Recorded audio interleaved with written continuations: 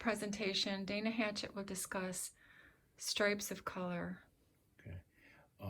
There's stripes of different colors, but they're colors that in some cases blend in with other colors.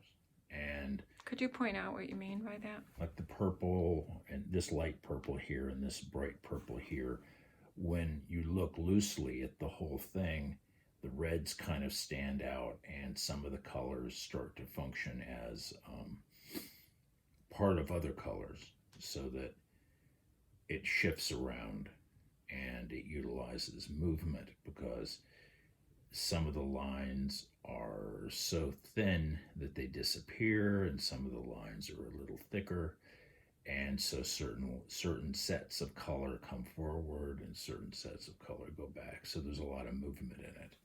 Let me show you another one. Okay.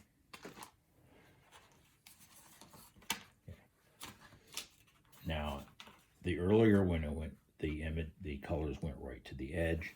In this case here, I'm insetting them somewhat, so they're surrounded by that. It's kind of a dirty mustard yellow, and so the colors will sink into the background and move around and try to find their place by not being terminated right to the edge, not going right to the edge like the one up here. So you mean, well, they couldn't see your finger in that one because I was zoomed in, but you see them color. Yeah, the edge, the color wraps all the way Right. around them. Okay. Up here, it goes right to the edges, like a piece of cloth or something. Maybe So there's a fabric. difference. And so part of looking at this is to understand what's happening in optical art when you go see an exhibit. Yeah, these are very optical things, and they're small enough that they can utilize your right and left eye looking at them and trying to process what's going on. And so things mix together and stand out in certain ways. Here's another one here. Okay.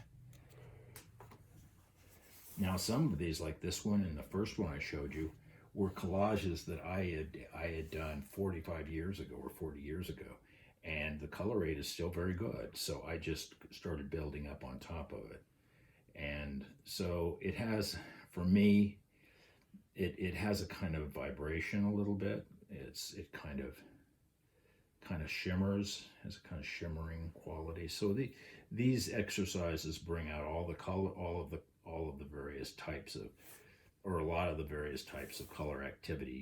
You'll have contrasting colors like the green and the red, and in some cases colors that disappear into other colors like some of the purple lines. And so it's easy for your eye to blend them and create a kind of harmony. Now that's color. Those are color interactions that happen when you gaze at it, sort of the way you were saying in other videos, kind of loosely gaze at it. Yeah, but I think this particular kind of thing will work for most everybody, in some fashion, because when you look at it, you're not going to see all of the colors. You're going to see groups of colors interacting with other groups of colors, so that maybe the yellows will come forward and the reds will recede, or the reds will come forward and the greens will recede. So when we look at this, there's so much information that it's not going to. It's not going to be difficult to have that activity going on. It's not going to be. Your eyes are going to be busy with the colors. And importantly, for people that are doing these type of studies, it trains your eye to do it because you start to see visual movement and visual rhythm. Okay. You can actually believe that there is such a thing when you look at these. Yeah, it really is evident. There are examples of optical movement that seem to be a little more complicated to see, but some that are more accessible. And in this case, I think this is a good segue into learning to see things blend and stand out from, and do all of these things, which because there's like 20 different lines. You're not going to see all 20 lines. You're going to see the group of them together, creating a kind of visual your harmony. eyes will want to group them. But also, is there any reason that should they always be vertical rather than horizontal? Horizontal is another way, but I think that they're better vertical because they kind of get stacked up like this.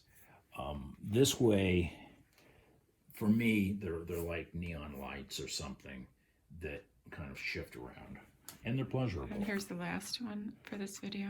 Mm-hmm. Now, in this case, I also left the paper around it so that it didn't go right to the edges. Okay, and it's about movement. They move, and the movement is everybody will see a group of things. They might at first narrow in and see like, oh, that looks like a pink and that looks like a bright red, but in time they just kind of blend. Like or that you'll cluster the yellow ones in your mind.